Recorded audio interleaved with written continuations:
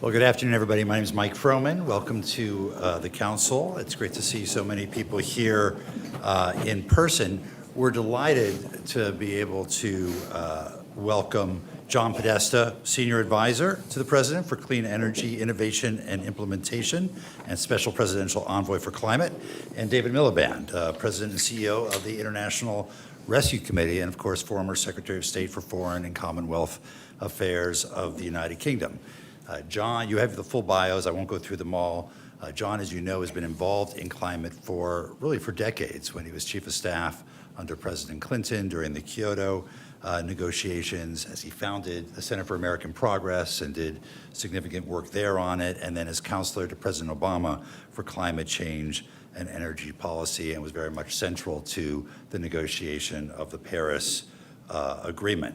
I first worked, I guess, closely with John during the Obama transition period. John ran the transition. I was working for him, and it's through John that I learned that all your emails could be released on WikiLeaks. And so delighted to have learned that from John. And David, we're delighted to have. He's an old friend of the council. He's been involved in a lot of our work looking at refugees and migration.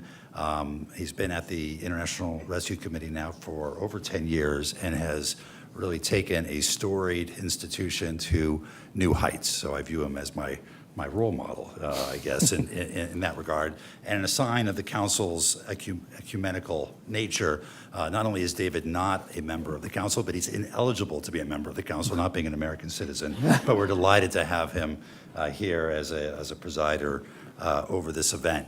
This event about really the nexus of climate, migration, fragile states, conflict, is a very critical issue, and it's critical, it's a central part of what we're hoping to do at the council with our cross-cutting climate initiative, looking at the nexus of climate and conflict, migration, global health, food security, trade, and finance. So stay tuned for more on that, and with that, let me turn it over to David and John. Thank you very much, Mike. It's great to be here. You've stolen all the lines that I was told by the Council on Foreign Relations I had to say, except for one, which is that this is on the record. And secondly, Mike kindly explained when we went into the green room that we are all the subject of an experiment. What happens if you don't live stream an event? Do people come? And you have provided a very telling answer. This will be put onto the Council on Foreign Relations website in a couple of hours. I think it's a treat for all of us to get a chance to have a discussion with John. John and I are going to speak for about 30 minutes together, and then we're going to open it up for this audience to engage. Our focus is going to be the conflict-climate nexus, and we will get to that.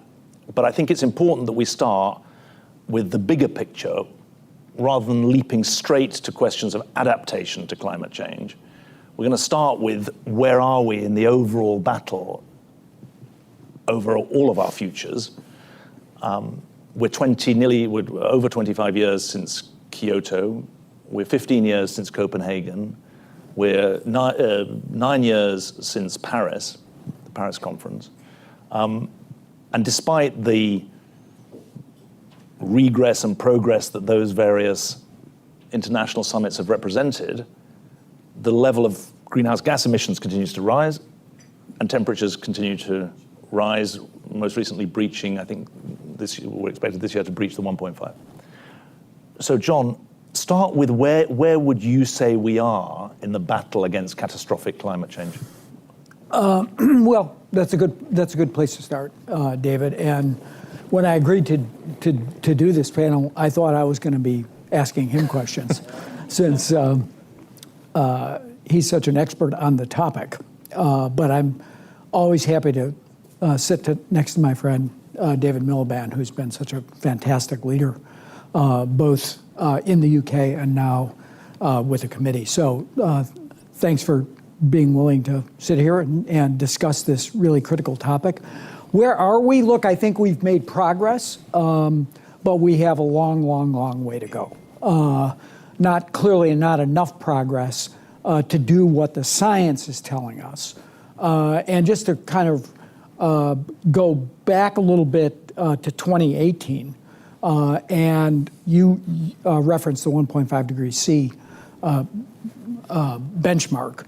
I think at Paris, there was an attempt to keep temperatures well under 2 degrees and try to use best efforts to get as close to 1.5 as possible.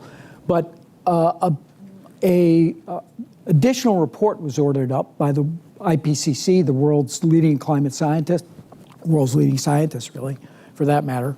That was done in 2018, which really described the delta between what a 1.5 degree world looked like, what the destruction to the natural world would be like, what the upheaval in social systems and food systems and water systems could be accurately predicted to feel like 20 or 30 years hence. And it reoriented, I think, the policy conversation from a world where the world's leading economies were trying to hit that 2 degree C mark. And just to give you a sort of sense of what the difference of that is, during the Obama administration, we were aiming at 2 degrees C. We thought that meant you had to reduce U.S. emissions by 80% by 2050, based on a 2005 base, 80%.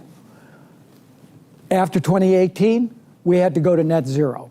We had to take as much carbon out of the atmosphere as we were putting into it. And that was a much taller order, because that last 20% this isn't like a straight line curve. That last 20% is perhaps the hardest 20% to get. But that was what was needed. That was what the science was telling us. That was what I think got the full commitment of President Biden, Vice President Harris, and the administration. As you know, the previous administration pulled the U.S. out of Paris. We immediately rejoined Paris. The president set forth an ambitious agenda, including the passage of the largest investment in clean energy and to attack the problem of climate change, which became the Inflation Reduction Act, which I came back to the White House to implement. Now I've got these international duties as well. And he set a target for the United States, which was, in the parlance of the negotiations, 1.5 aligned. That is, we needed to get our emissions cut in half based on that 2005 benchmark by 2030. And I think the combination of the Inflation Reduction Act, the other actions we're taking to regulate the power sector, to reduce emissions from the transportation sector, reduce emissions from oil and gas, methane leakage, taken together, the procurement efforts of the federal government, the work with state and local authorities, taken together, we can hit that 50% mark. So that's the United States. I think if you look across the rest of the globe, and you noted this, last July was the hottest month on record. 4th of July, our nation's birthday, was the hottest day on record ever recorded by humans. August was the hottest August. Every month since then has been the hottest on record. 2023 was the hottest on record. We're probably past that in 2024. You said we're going to breach 1.5. You know, there's a debate about that because the way the world community looks at that, I think, is we can go over and come back down. Indeed, that may, potentially be in the offing under the current modeling. But needless to say, we're right on the precipice of dramatic action. We see it every day, all around us. And, just in the last couple of weeks, hundreds of people drowning in southern Brazil, hundreds more in Afghanistan and Pakistan, 66,000 deaths in 2022 during the heat wave in the EU, which is the fastest warming continent. We had 31 straight days above 110 degrees Fahrenheit in Phoenix. 600 people died there. This is happening all over, every day, every week, every weekend. The dramatic effects of extreme weather are rattling the system, causing huge damage. And so it concentrates the mind that we really have to not only meet that 2030 goal, but we have to just accelerate the pace and scale of decarbonization.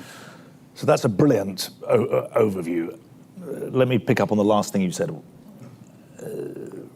The extremity of heat or of flooding is not evenly distributed across the global population. Someone said to me yesterday that the rich world, the richest parts of the world, are living in the future in the way they're engaging with AI, and the poorest parts of the world are engaging with the future in the way they're engaging with the climate crisis. And we've done a study at the International Rescue Committee showing that there are 16 countries where there is both climate vulnerability and conflict. And those 16 countries account for 79% of the 330 million people in humanitarian need around the world. So you can see that this climate and conflict overlap is very, very profound. We're talking about places like the DRC, like Cameroon, like Afghanistan, like Nigeria, like Somalia. I suppose the place to start is, what is the US position about global responsibility towards those kind of fragile and conflict states? Well,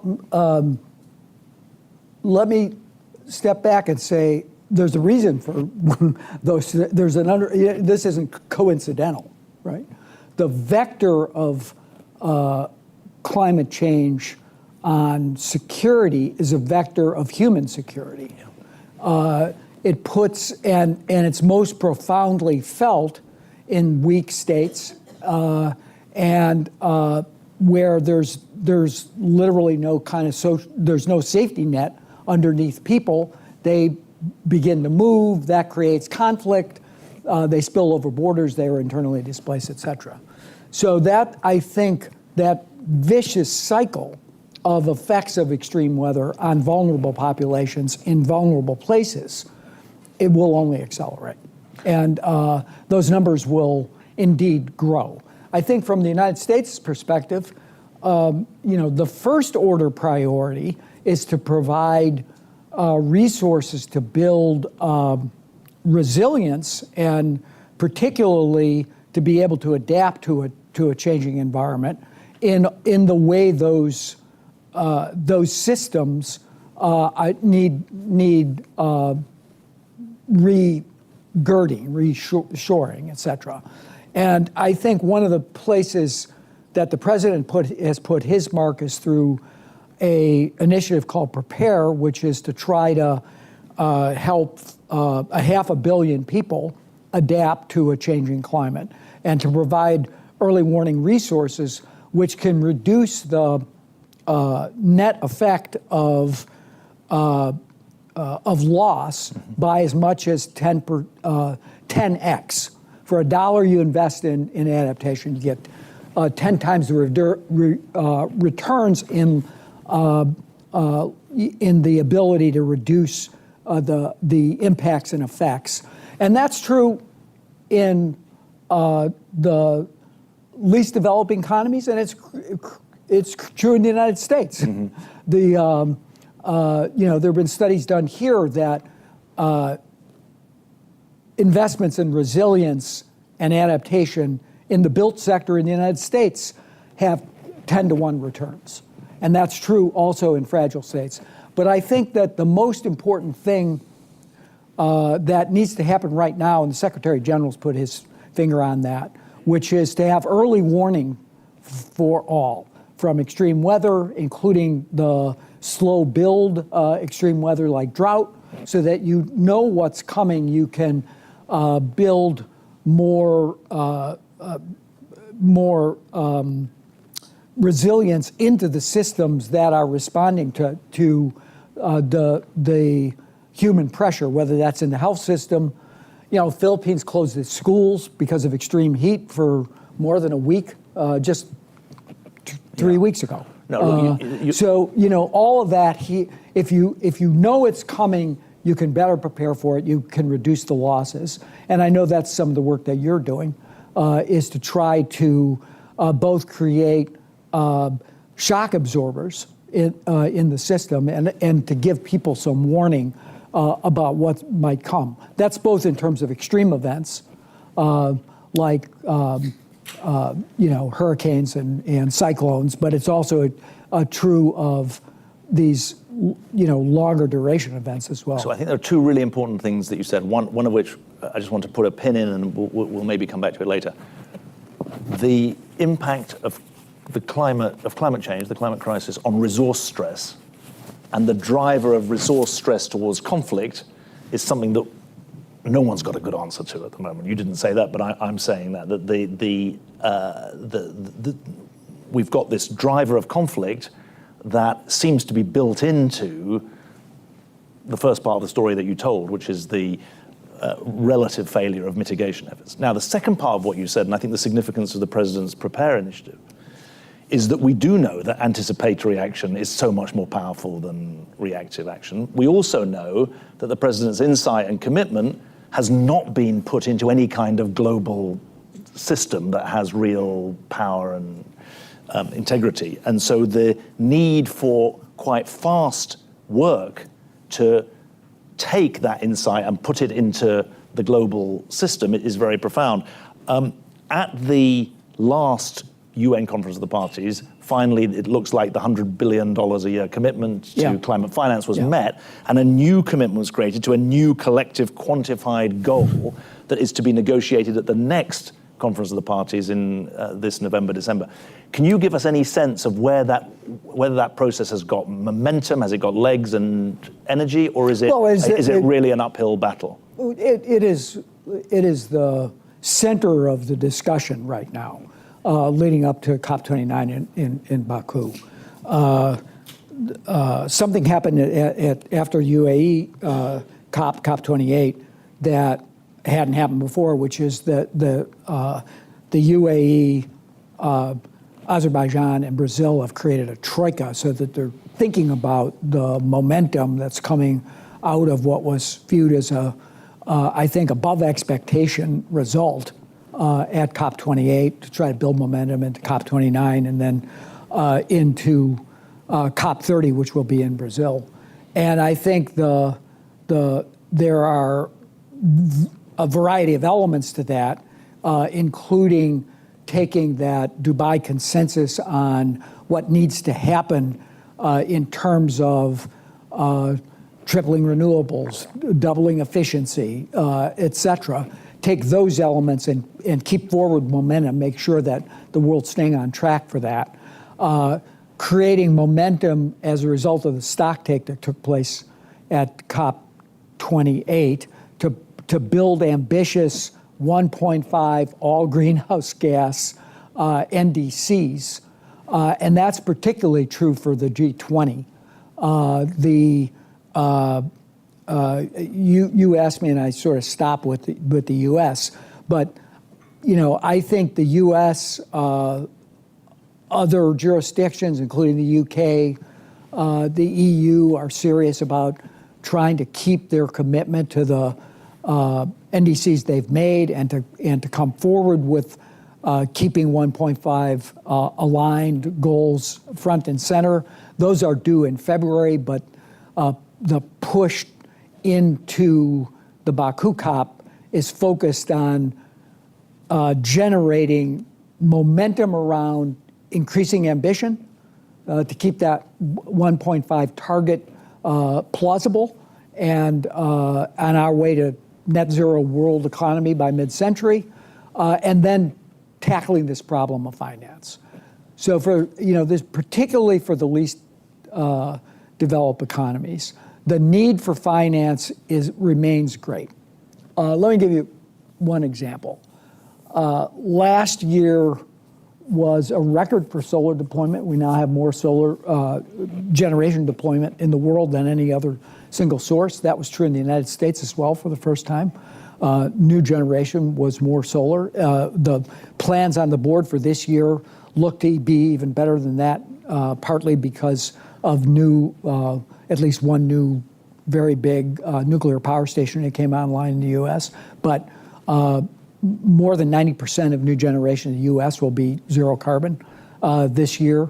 So there's momentum there, but that that needs to keep going. But if you look at that at a global level, 80% of those solar deployments were in the US, the EU, and China, with China being the lion's share, 230 gigawatts of solar. Now, they're still building a lot of coal. We can talk about this, but I just met with my Chinese new counterpart, Liu Jiamin, 2 weeks ago in Washington, or 10 days ago in Washington. Maybe it was even last week, I can't even remember. No, it was 2 weeks ago. So 80% is in those three jurisdictions. In contrast, a total of 3 gigawatts was deployed in the continent of Africa. So if you go back to your figures and look at those fragile states and where they are, they're getting virtually no investment, no opportunity, no chance to build sustainable societies, no chance to build sustainable economies. And that is really the challenge in this finance world. So I think that if you look back at the $100 billion mark, that was a commitment by a set of economies to provide the enabling of unlocking more capital from the international financial institutions, from the private sector, et cetera. As you noted, we finally hit the $100 billion mark, which was first tabled in Copenhagen, then agreed to in Paris. The next version of this, I think, has to contemplate, and there are examples of where this has happened, a larger number that needs to be deployed. And I think the question then becomes, who is contributing to that enabling pot and how big should it be? So that's what the discussion's about. But we also know, to your point, it's not just that 80% of solar went into the richest parts of the world.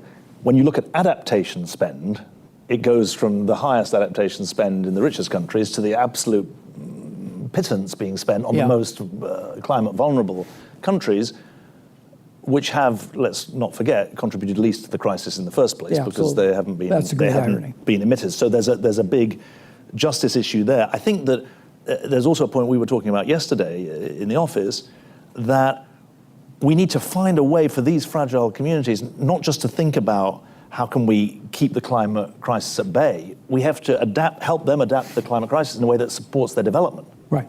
Because it's a triangle here that needs to be joined. Right. 2015 was noted, I think, as a moment of global solidarity because the Paris Agreement came together. It was also the moment that the world came together and adopted the Sustainable Development Goals with a global goal of ending extreme poverty across the world. And the roadmap for that and the development needs and development financing needs for that were laid out at that period of time where the world felt like it was more coming together. Now we're in, we have greater divisions, more conflict, but we got to get back to the idea that, particularly with these great global challenges, that there's a development pathway that's going to be able to provide decent livelihoods for people across an extreme range of... The last US National Intelligence Estimate, or National Intelligence Review, picked out these two global trends. On the one hand, the rise of global risks. On the other hand, the fragmentation of global political power. And they exacerbate each other. And the climate crisis is a classic example. Well, it was to think about that. I think if we were having this conversation in 2015, you would think that because of the pressures of climate, the centripetal force of trying to find common solutions, we were also dealing with Ebola, we were dealing with pandemic disease, et cetera. The ability to bring people together to try to solve these global challenges was at maybe at its highest watermark. We've got to on these global challenges, we've got to find a way to at least communicate, if not collaborate. Well, let's pick that there are two aspects of global geopolitics that I think we should just touch on, and then we'll come to questions from the audience. One is about the US and China, which you mentioned, and the second is about cooperation, global cooperation in the interests of these fragile and conflict states that are affected in the way that we've described. Let's just start with US-China, which you mentioned. Your meeting has been seen as important in almost cauterizing an aspect of cooperation from the wider tension in Sino-US relations. And it will be very good to hear your take on how cooperation on climate sits with the need, as expressed by the US government, for competition, for confrontation on certain red lines, and how does cooperation sit within that? Well, I think we're in a different period of time. We have to recognize we're in an intense period of competition. The United States, I think, has rightfully felt like it has an economic security challenge in the fact that it's overly dependent on a single source of supply for critical minerals, for clean technologies, for batteries, for upstream solar technologies, et cetera. One of the things that was one of the guiding principles in the Inflation Reduction Act and the investment-led, private sector-led, government-enabled strategy the president's embarked upon is to try to ensure that we have reliable sources and sourcing for the transition that the United States has undertaken to cut its own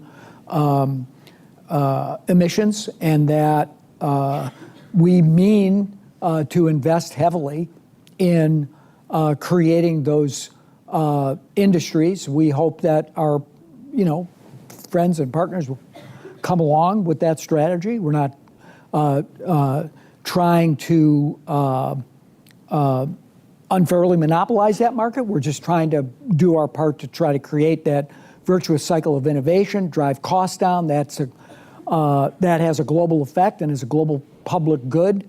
BCG estimated that what we're doing here will drive the cost of these clean technologies, particularly the advanced clean technologies, by down as much as 25%. That's a good thing. It means more global deployment as well. But in doing that, we're up against a non-market economy that's used that advantage to invest heavily in those technologies. So that's a place of somewhat a place of friction and tension. We just announced new 301 tariffs that go into effect on a range of issues, including electric vehicles, batteries, and other technologies. And as we're trying to stand that up, we mean to protect that investment that is U.S. taxpayer-led, if you will. But in the meantime, we also have to understand where each side is going. They pressure us, we pressure them. We have found places to at least have good dialogue and try to move each other to greater both understanding and ambition. And I think I just have to call out Secretary Kerry, who was, I think one of the things that President Biden, one of his best decisions was in the very earliest days, not just rejoining Paris, but convincing Secretary Kerry to come back into service and lead our global efforts on diplomacy. He was this hugely important factor in the success that we have had at the international level. And one of his commitments was to keep that conversation going with the Chinese. At Sunnylands last year, we agreed to a number of verticals of conversation, and we're keeping those up. We came out of the meetings we had here with an agreement that we would co-host again at COP29, a global convening on non-CO2 gases, methane, hydrofluorocarbons, N2O, other greenhouse gases that have profound effect but are mostly shorter lived in the atmosphere, to try to see if we can kind of align there. We've exchanged technical information on the best ways to reduce methane from oil and gas and coal production. We're trying to learn from each other in the effort to move forward large-scale carbon capture and sequestration projects. We're doing some here, they're doing some there. We're in dialogue and conversation about that. That's very helpful. Let me just ask one more question, and then we'll come to the audience. When we first met in the 90s, in the context of Kyoto and international agreement, the theory of the case was that international agreement would drive national efforts. The story that you've told, the president's achievement with his Inflation Reduction Act, speaks to a different model. It's almost like an industrial competition leapfrog model in the battle to mitigate climate change.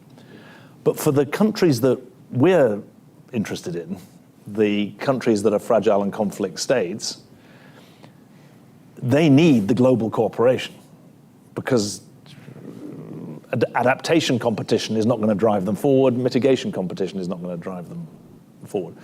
And in this new world of where the geopolitics is different from the old politics, and where a significant number of middle-income countries, Kenya is here this week for a state visit, Barbados has been leading on loss and damage, they've got their own interests. What I don't see at the moment is where the constituency is for the, in our case, 16, then up to 30, you could say 40 fragile and conflict states that constitute this, at the moment, 330 million people in humanitarian need, but it's gone up from 80 million 5 years ago. So it's an exponential rise in humanitarian need. How should we think about the service of their interests? Well, look, the United States is the largest humanitarian supplier of aid in the world. And I think over the long run, stability is better than chasing the problem. So how one builds a understanding of that, an argument for that, the political constituency at home to kind of resource that, to basically do what Prepare is trying to do, to reorient the whole of government in support of trying to create a strategy that's really built around national security, is one that I think the United States is more engaged with. I tell the story, David, of our friend Gail Smith, who ran USAID, and when she was the senior director for Africa at the end of the Clinton administration, and we waltzed her into the briefing room one day, and she said these transnational challenges, particularly infectious disease and climate change, were national security challenges that needed to be taken into account. And the White House press corps almost laughed her out of the briefing room, literally. I mean, it was one of the more hostile encounters that had occurred. Fast forward to the Obama administration, and the Quadrennial Defense Review for the first time in 2014 described climate change as a threat multiplier. Yeah. Right? We're also going through the period of trying to deal with the panic over Ebola and trying to contain Ebola.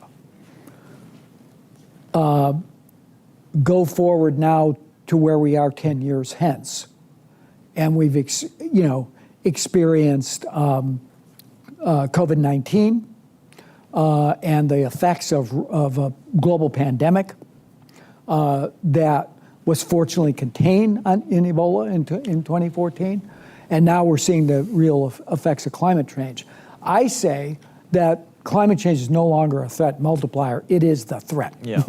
And we better take account of that from a security perspective and resource it accordingly, because if we don't do that, then you're just, you're chasing the disasters. And that is a broken system, and one that I think will exhaust the ability of the global political system to deal with. Well, let's see where the questions go to. I just want to say, one of the things that we perceive from the humanitarian side is that the humanitarian movement and the climate movement have not done a good job at thinking about financing together. It's very siloed and very separate. I don't know how you want to do this. We can take 3 questions at a time and then try and get as much dialogue as possible. There's a gentleman here with the purple tie, the lady in the middle, and the gentleman in the back. Thank you very much for a very illuminating discussion and a great start towards addressing some of these important issues. My name is Todd Eisenstadt. I'm a professor at American University. I'd like to push a little further on, I think, some of David's questions, but I'd like to ask both of you, with regard to adaptation specifically, it seems to me that we may need a different order of magnitude of efforts to get public attention on this and to garner political will. I'm a social scientist. The social scientists would argue, I think, that they would argue 2 things. One of 2 reasons why the incentives are not set up in the international system to have a proper assistance for adaptation. One is that, politicians and diplomats are being asked to make resource allocations for projects which will bear fruit after their careers are over. I mean, essentially, right? That's one. The second, I think, is that especially in adaptation, it's not really a public good. In mitigation, it's a public good. You reduce emissions somewhere, you're helping people everywhere. Adaptation, you build an embankment somewhere, and that only helps the local beneficiaries. Most adaptation projects are like that. So I wonder if we need to try and change the structure of how we provide incentives for the system to address these. And very specifically and quickly, one of the ways to do it might be through having a budget requirement of countries. I mean, the Kyoto Accord specified emissions budgets. It had a range of failings. Not everyone complied, people weren't members, but it was an important way to think about the problem. Might that not be a possibility? Thank you, Professor. Great. And the lady in the middle, and then the gentleman at the back. There's a gentleman at the back after the lady here. Thank you very much. My name is Diep Nguyen Van Hoot. I'm a Senior Manager of the Climate Business Department at the International Finance Corporation, which is the private sector lending arm of the World Bank Group. And David Miliband, I just wanted to say that I'm actually one of the people that the International Rescue Committee sponsored, or should I say rescued, in 1982 from a refugee camp in Hong Kong. So very nice to be here. I want to push further on the discussion that you just had here about U.S. industrial policy and China and the current policies in place, and whether that really is consistent with us prioritizing climate and how that juxtaposes with the humanitarian crisis, a lot of which is contributed by climate change. So let me take 2 sectors. The first is electric vehicles. China now accounts for about 58% of all the EVs produced in the world. And within China, about 45 to 50% of the vehicles on the road in China are electric vehicles. They're far ahead. They produce quality vehicles at a pretty good price. We've been, we, the consumers of the world, have been very keen to buy cheap Chinese goods that are not EVs. And now with cheap quality EVs available, why tax them? Why not let them provide electric vehicles to the rest of the world, but also to American consumers, right? And that actually, that would that allows the transition to happen faster in the US. That's one. And I think your question will be more powerful left at one question. I know you were resettled by the IRC, so I'm biased towards you, but It's a very specific question. Do you mind if we leave that one as a very focused question, just for the gentleman at the back? Yes. Thank you. Thank you very much. Whitney Schneidman. I'm a former Deputy Assistant Secretary of State for African Affairs, continue to work in Africa. And I just want to ask about that $100 billion. Now that we've reached that mark, what's the disbursement process look like? And specifically, the 16 countries that David referred to, are they sort of at the front of the list to have resources invested in them? I promise I didn't plant that question. Thank you very much for that. But John, you can pick the ones you want to answer. Well, you're gonna answer some of these. Yes, I'll answer as well. So I'll pick up whatever you don't. Let me say a word about adaptation. I think Professor made some very good points. But I also think that I used to have this fight years ago with my good friend Al Gore about whether the focus on adaptation takes your eye off the ball on mitigation, and in the end of the day, you got to go. I think, in the end of the day, I think everybody agrees you got to do both. You got to do them simultaneously, and you got to accelerate both sides of it. But I think the way people experience climate change is in their own backyards. The people in Phoenix feel that heat and that stress. The people in Newark know that if you plant trees, you're going to lower in the urban core, you're going to lower the temperature and make their lives more livable. And I think that same thing is true really across the globe. The question is, can you find some solidarity to create the mechanisms for doing that?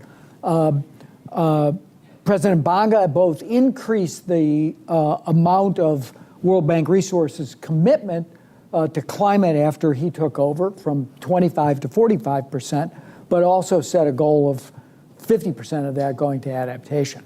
So I think the one way that people think about this often is that mitigation can be resolved if we use public dollars to create the mechanism to let private investment flow.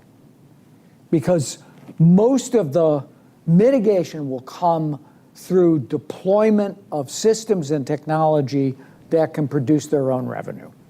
So if you're building wind or solar or geothermal or electric vehicles or whatever, those can be managed by the private sector as long as there's financing that can flow there. Adaptation is always looked to for public sector dollars, which is a separate challenge.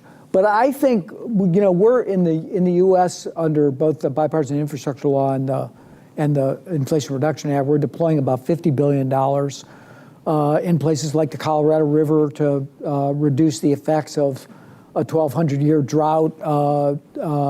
The tree planting that I talked about that reduces heat load, particularly on distressed communities. We deployed a significant amount of money to do that.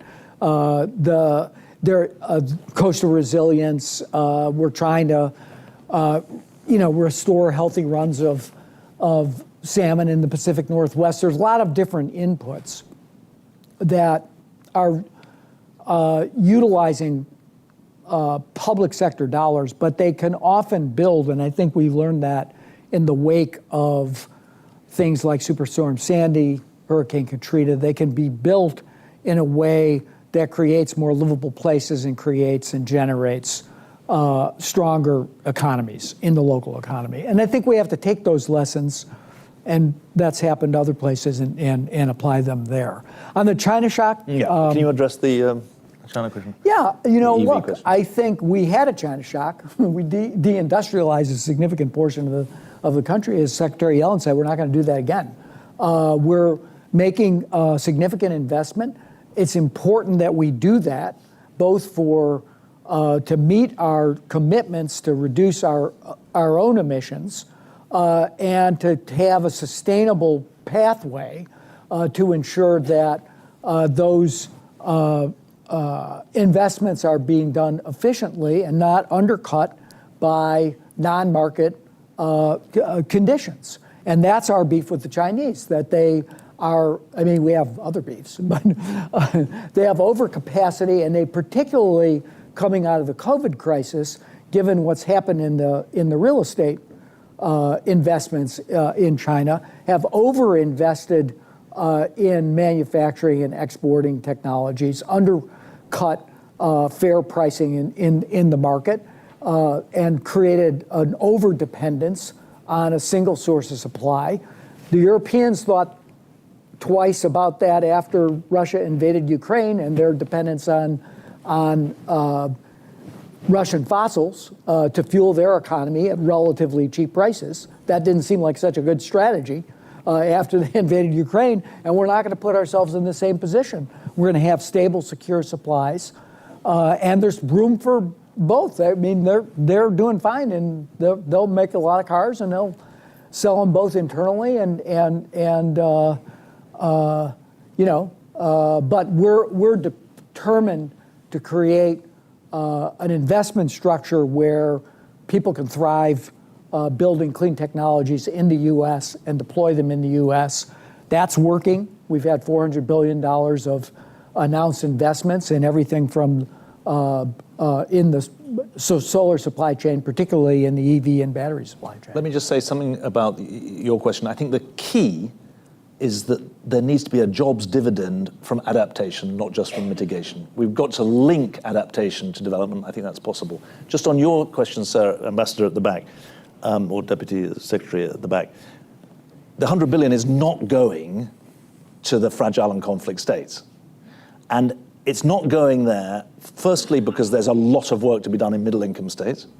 Secondly, and more importantly, the distribution model for this international finance is through governments. And the governments are often in conflict with their own people or with rebel groups in these fragile and conflict states, and it's very hard to spend through government systems. We're doing a lot of work with the new leadership in the World Bank and in the African Development Bank about how they can work, I don't want to say with non-state actors, but with civil society actors.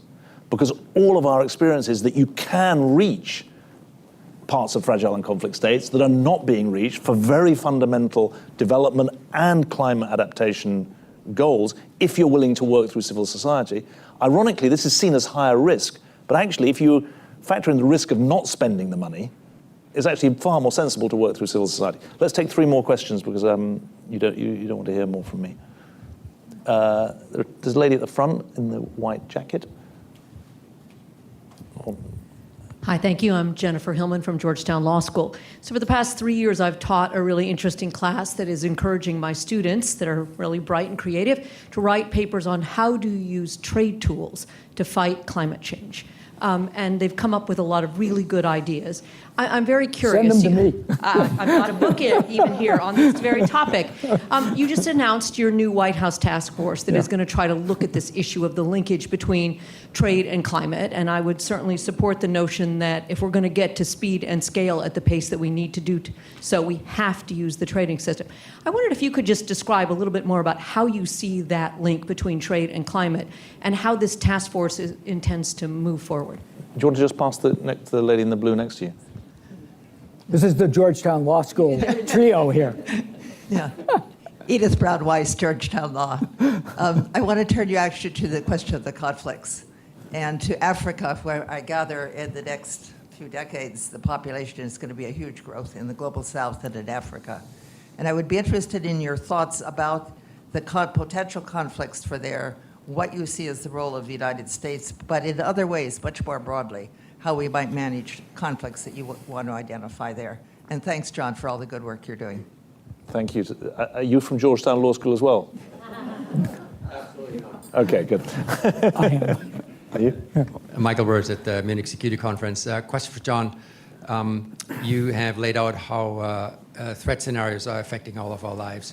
Is there a conversation that you're pushing forward within the U.S. government as to when we start committing dollars to these threats, the way we commit dollars to military deterrence, or if not, are there plans and space to do so? Say it again, Michael. So are you trying to move forward a conversation to commit dollars to the threats that you've outlined, climate, migration, food, fragility, the way we commit dollars to military deterrence? And if you haven't done so, is there a plan and is there space within the U.S. government to finally have that conversation? I'm just the presider. You're the you're answering the tough questions. I'll answer the last one first. Kate Guy's here from the Special Envoy's Office at the State Department, who's leading our work on climate security. And I think we're both trying to move forward the security policy documents that have become central to, I mentioned the 2014 QDR, but now they're part of the national security strategy. If they're part of the strategy, then they need to be resourced accordingly. And we're both in terms of the way we're trying to deploy the resources which we have for development assistance and other international commitments. A lot of that gets earmarked by the Congress, as you well know, Michael, and they took a haircut in the FY24 budget, but we're trying to work to make sure that we prioritize those investments that are going to have those triple wins of, supporting good development pathways, promoting human security, and dealing with these national security, and particularly the issues around movement of human populations. So the short answer, I think, is yes. I think in terms of growth and population growth, et cetera, that takes me back to the conversations we've been talking a little bit about the SDGs and their emphasis on gender equity and the right to reproductive rights and health, which I think are really essential features of the way countries need to build stable and sustainable societies. So I think in countries that have adopted a model that respects and lifts up gender equity, you see population growth in a context that's powering wise and smart development of their economies. That means putting girls in school. It means access to reproductive health, and I think that's not a problem that that keeps me awake at night, because I think there's an answer to that set of issues. And in terms of the trade question and the task force, which I gave a speech at Columbia that you probably at least saw a reference to, about the question of, and I actually talked to the Director General of the WTO at the start of my day this morning about this topic. We have a system that, from my perspective, does not value or permits, at least, and I think the DG recognizes this. It permits the advantage of using high carbon methods of production of tradable goods where the embedded carbon in those goods is not accounted for. The EU has an answer to that with the CBAM that they're trying to put in place. The UK is considering something similar, as is Canada. We're engaged now in an exercise of doing a stronger development of the data that's necessary to coordinate policy across an international trading scheme, to really understand what and have stronger metrics for what constitutes the profile of embedded carbon. And these are, right now, the discussions mostly around, as you could imagine, the steel, aluminum, glass, cement, other issues that take a high amount of energy in order to produce, and the profile of that energy that goes into the production and the system for going into that production needs to be accounted for if we are going to have a race to the top to decarbonize the industrial section. And I think we're in consultation or discussion with our friends on Capitol Hill. There's actually some bipartisan interest in this, one of the few things there is. I think we want to get the analytic work done before we propose a definitive policy fix in this regard. But we're working through the next several months to try to move all that along.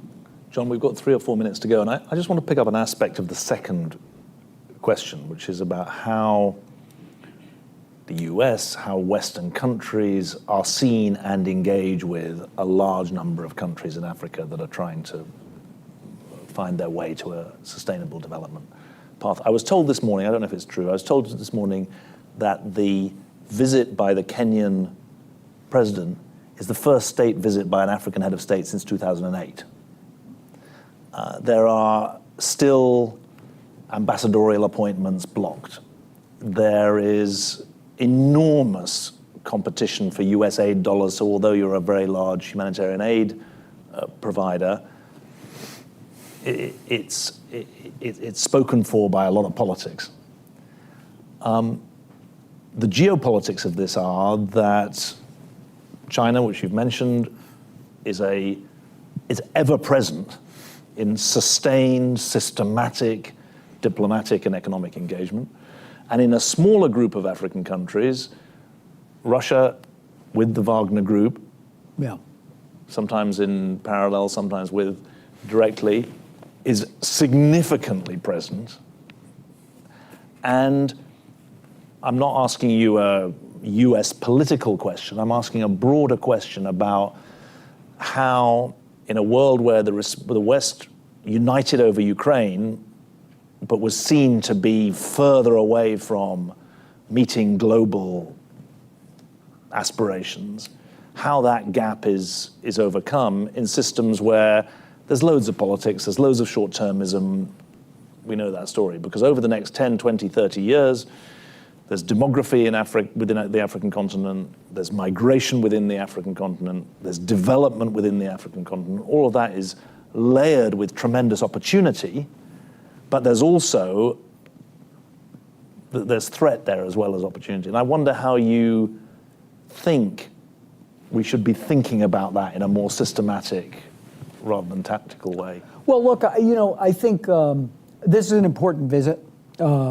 President Ruto has become a leading climate voice in Africa. They hosted the first Africa Climate Summit in Kenya last year.